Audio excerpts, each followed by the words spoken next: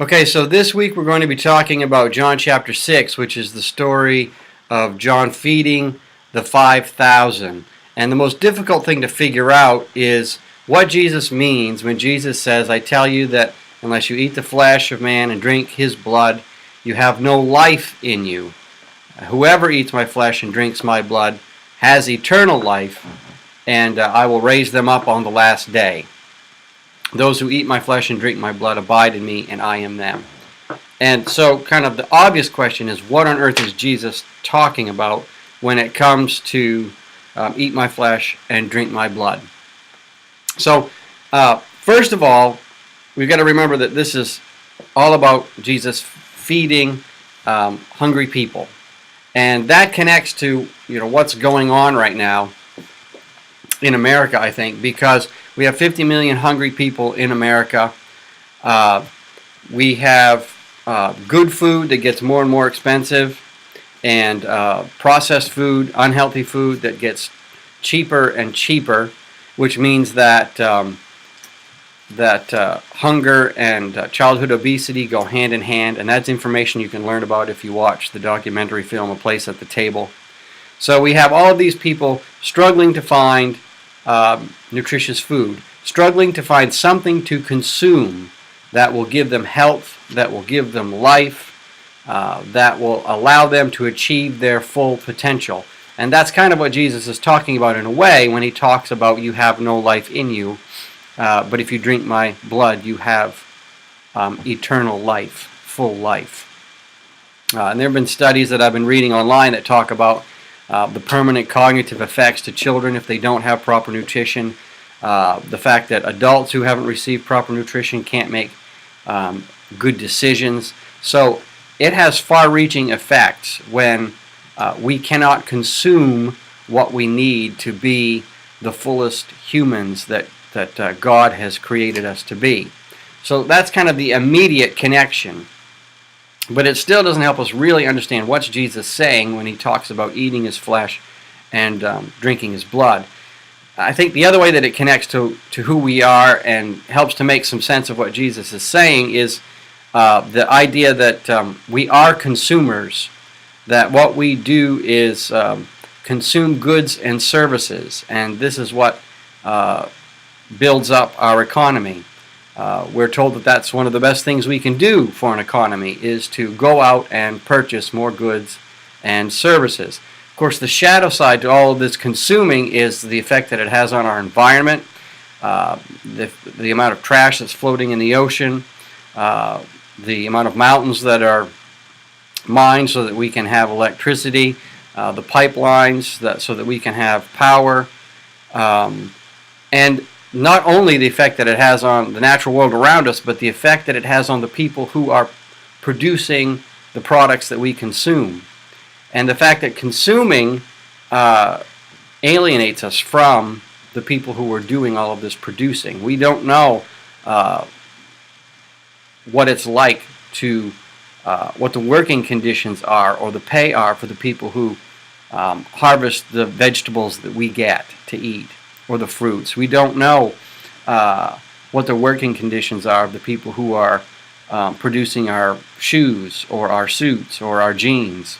And the stories that we occasionally hear can be pretty frightening. So there's this separation. There's this kind of alienation. We consume these goods, but it has such a negative impact on life, the life of the earth and the life of our fellow human beings, and the way we consume kind of alienates us from them, so we don't even know them. So what Jesus is doing is offering this alternative kind of consumption, and I think that's really the key here, is that Jesus is offering an alternative kind of consumption, because in the society and the culture he's operating in, the wealthy and the elite have no connection to all of these impoverished people who are growing the crops and producing the goods that they have. So there's not a direct connection between 2,000 years ago and now, but there's enough of a connection that I think that it's very disturbing and shocking. It kind of interrupts our lives and asks us to think about how we consume. We'll talk a little bit on Sunday about how we're trained to consume and how we're trained to desire new products, new services, how having things isn't good enough. We always have to be pursuing more things, and the effects that this has on us and our relationships and on other people on the earth and the earth itself. But I think what we really hear going on with Jesus is finally we've been hinting at what life really is. And I think today we're going to get a hint, a really good hint, about what life is, what full life is, what eternal life is. Because Jesus says that if you eat His bread, if you eat His body, drink His blood, if you consume Him, you are consumed in Him, He abides with you, and there is full life. And here's what I think that means.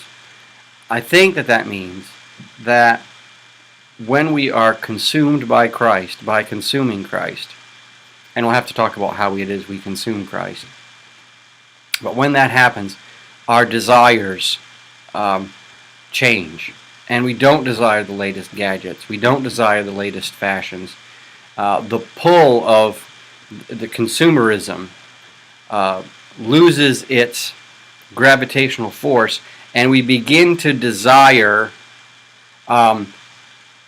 what Caputo likes to call, I'm kind of using Caputo loosely, is this event that is God.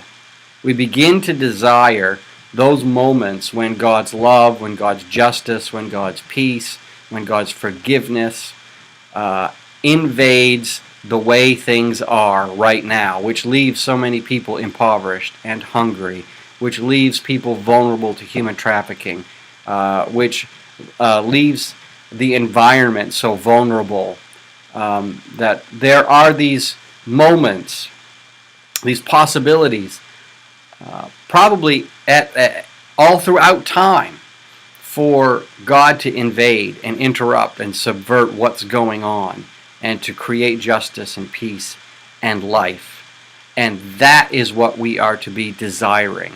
And that is why we gather together as a church in worship, to consume Christ, so that we are awake and aware and standing on tiptoes, looking for the next event, looking for the next way that we can bring God's call of justice and peace into action, so that we can look for the next way that we can feed a hungry person and advocate for them, so that we can rescue someone who's enslaved, so that we can make a welcome place for those who are feeling outcast or expendable.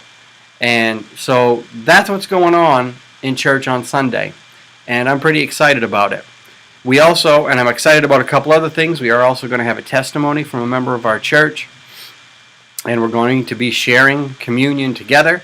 And so we worship at 10, and I hope that you will join us to experience God's love joyfully.